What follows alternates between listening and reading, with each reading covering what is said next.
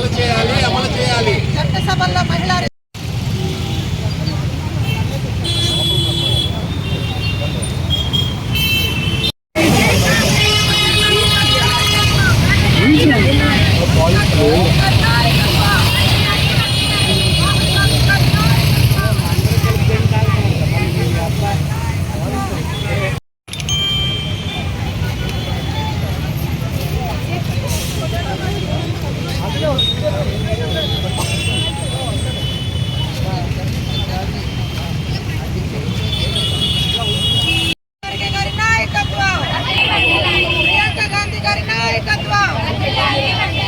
మహిళా రిజర్వేషన్ బిల్లును వెంటనే అమలు చేయాలి.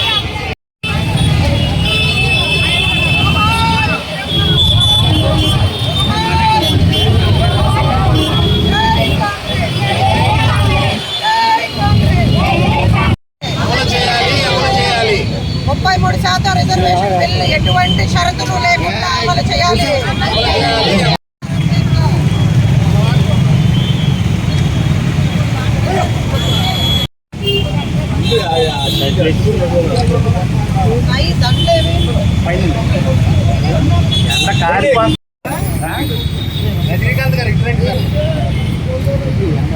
మహిళా రిజర్వేషన్ బిల్లును వెంటనే అమలు చేయాలి. మహిళా రిజర్వేషన్ బిల్లును వెంటనే అమలు చేయాలి.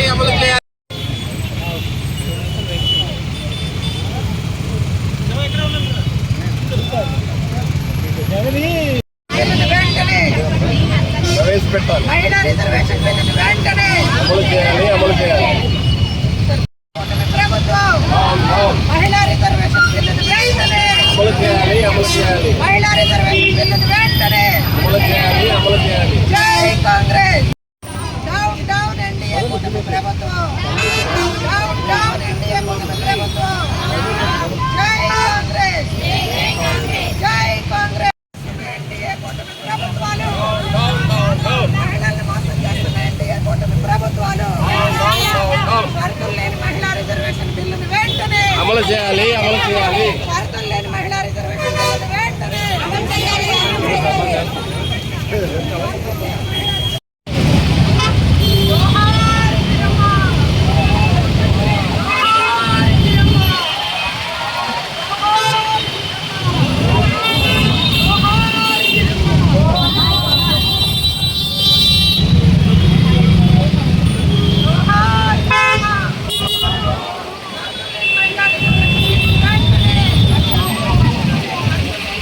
ఓకేనా సార్? ఆయన సెట్ చేసుకుంటారు సార్. ఓకేనా? అందరికీ నమస్కారం అండి. ముందుగా కాంగ్రెస్ యూడిఎఫ్ 10 సంవత్సరాల తర్వాత ప్రజలకు సంక్షేమ పరిపాలన అందించడం కోసం ప్రజలు పట్టం కట్టితే పెద్ద మెజారిటీతో అధికారంలోకి వచ్చినందుకు కాంగ్రెస్ పార్టీ శ్రేణులందరికీ కూడా శుభాకాంక్షలు తెలియజేస్తూ ఉన్నాం. దానికి కృషి చేసినటువంటి రాహుల్ గాంధీ గారు, ప్రియాంక గాంధీ గారు, మల్లికార్జున్ ఖర్గే గారు, అక్కడ ఉన్నటువంటి స్థానిక నాయకత్వం అంతా కూడా ఐక్యంగా పనిచేసినందుకు వీళ్ళందరికీ కూడా ధన్యవాదాలు తెలియజేస్తూ ఉన్నాం. దక్షిణ భారతదేశంలో భారతీయ జనతా పార్టీ ఆ ఎన్డీఏ కూటమికి తావు లేదు అనేది మరొక్కసారి ఈ ఎలక్షన్ల రిజల్ట్లో రుజువైపోయింది. మరీ ముఖ్యంగా ఈ రోజున విశాఖపట్నంలో మేము మహిళల రోడ్డు మీదకు వచ్చి హెచ్చరిస్తూ ఉన్నాం. మహిళల్ని మోసం చేస్తున్నటువంటి భారతీయ జనతా పార్టీ ఎన్డీఏ కూటమి ప్రభుత్వాలు డౌన్ డౌన్ అంట నినదీస్తూ ఈ రోజున మహిళా రిజర్వేషన్ బిల్లు 2023లో లోక్సభలో అందరి ఆమోదంతో బిల్లు అమలైంది. దాన్ని ఇప్పటి వరకు కూడా బిల్లు ఏకగ్రీవంగా ఎంపికైనా కూడా ఇప్పటివరకు కూడా మహిళా రిజర్వేషన్ బిల్లుని చట్టసభల్లో అమలు చేయకుండా కేవలం ఎలక్షన్ల కోసం అడ్డం పెట్టుకుని మహిళలందరినీ కూడా అవమానించే విధంగా మోసం చేసినటువంటి బీజేపీ ప్రభుత్వానికి వ్యతిరేకంగా, అదేవిధంగా ఆంధ్రప్రదేశ్లో మోడీకి తొత్తుల్లా వ్యవహరిస్తున్నటువంటి చంద్రబాబు నాయుడు, పవన్ కళ్యాణ్, జగన్మోహన్ రెడ్డికి వ్యతిరేకంగా కూడా ఈ రోజున మహిళలందరం కూడా రోడ్డు మీదకి వచ్చి నిరసన తెలియజేస్తూ ఉన్నాం. మాకు ఎటువంటి షరతులు లేకుండా 33% చట్టసభల్లో మహిళా రిజర్వేషన్ బిల్లుని అమలు చేసి తీరాలి అని చెప్పి ఏకకంఠంతో డిమాండ్ చేస్తూ ఉన్నాం. 2023లో లోక్సభలో అందరి ఆమోదంతో తీసుకొచ్చినటువంటి బిల్లుని ఈ రోజున ఆ రోజున ఏం చెప్పారు? అప్పుడు ఉన్న ఆ పార్లమెంటులో డీలిమిటేషను, కులగణన, దాని ప్రకారం మేము మహిళా రిజర్వేషన్ బిల్ అమలు చేస్తూ ఉన్నారు. ఇప్పుడు సడన్గా 5 రాష్ట్రాలు ఎన్నికలు జరుగుతూ ఉన్నాయి. మహిళలను మోసం చేయాలి, అడ్డగోలుగా ఎస్ఐఆర్ని అడ్డం పెట్టుకుని ఓట్లు తారుమారు చేసిందే కాకుండా మహిళా ఓటులను వేయించుకుని బెంగాల్లోనూ అస్సాంలోనూ అధికారం రావాలి అన్న దురుద్దేశంతో మహిళా రిజర్వేషన్ బిల్లుని అత్యవసర సమావేశాలు పెట్టి తీసుకొచ్చినందుకు మహిళలుగా మేమందరం సిగ్గుపడతా ఉన్నాం. మమ్మల్ని వాడుకుంటా ఉంది భారతీయ జనతా పార్టీ, ఎన్డీఏ కూటమి ప్రభుత్వాలు. దానికి ప్రధాని మోడీ క్షమాపణ చెప్పాలి. ఆంధ్రప్రదేశ్లో ఉన్నటువంటి మద్దతు ఇచ్చినటువంటి చంద్రబాబు నాయుడు, పవన్ కళ్యాణ్, జగన్మోహన్ రెడ్డి కూడా ఆంధ్ర రాష్ట్రంలో ఉన్నటువంటి మహిళలందరికీ కూడా క్షమాపణ చెప్పాలి. మీరు కేవలం ఓటు బ్యాంకు రాజకీయాలకే మహిళలను పరిమితం చేస్తూ ఉన్నారు. మహిళలను మోసం చేస్తుంది ఎవరు? మహిళలకు పెద్దపీట వేసింది ఎవరనేది ప్రజలందరికీ కూడా తెలుసు. కానీ మీరు చేసినటువంటి తప్పుని కప్పిపుచ్చుకుంటూ ఈ రోజున కాంగ్రెస్ పార్టీ మీద నింద వేస్తారా?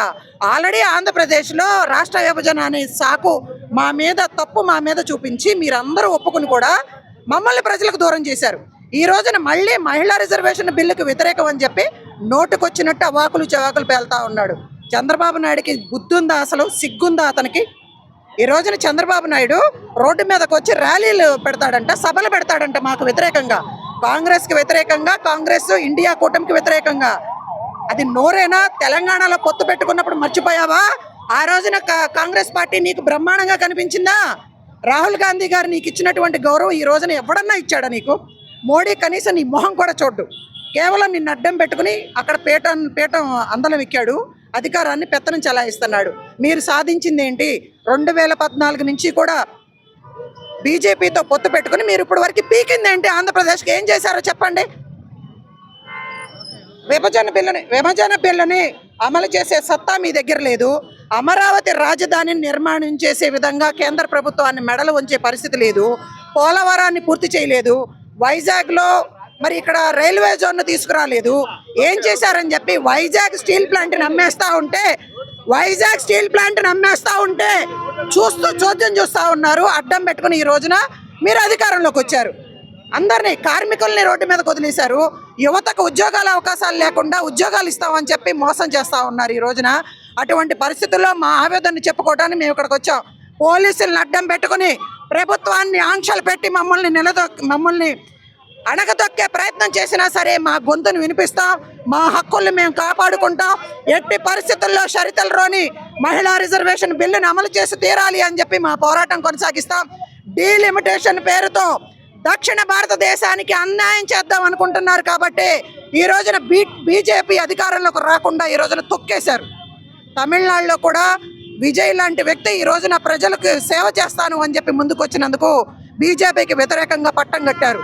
డీలిమిటేషన్ సాకుతో దక్షిణ భారతదేశానికి అన్యాయం చేస్తే ఊరుకోనని పార్లమెంటు సాక్షిగా మా రాహుల్ గాంధీ గారు హెచ్చరించారు. అందుకనే మేమందరం కూడా, సార్ ముఖ్యమంత్రి వచ్చి ఇక్కడ మీటింగులు పెడితే మీకు ఇబ్బంది లేదు, రోడ్ల మీద ట్రాఫిక్ అంతా ఆపేసి మా హక్కుల కోసం సార్ ఉద్యోగస్తులు కూడా ఇబ్బందులు పడుతున్నారు. 6 లక్షల మంది ఉద్యోగస్తులకి 6 లక్షల మంది ఉద్యోగస్తులు మోసం చేస్తూ ఉంటే మీరు కూడా అందులో బాధితులే సార్. మీకోసం ఫైట్ చేస్తూ ఉన్నాం. కాంగ్రెస్ పార్టీ మీకోసం ఫైట్ చేస్తూ ఉంది. మా హక్కుల కోసం మేము మాట్లాడటానికి మహిళలను రోడ్ల మీదకి వస్తే మమ్మల్ని అణగదొక్కే ప్రయత్నం చేస్తూ ఉన్నారు, మా గొంతు నొక్కే ప్రయత్నం చేస్తూ ఉన్నారు. ఊరుకునేదే లేదు. అక్కడికి వెళ్ళిపోతాం.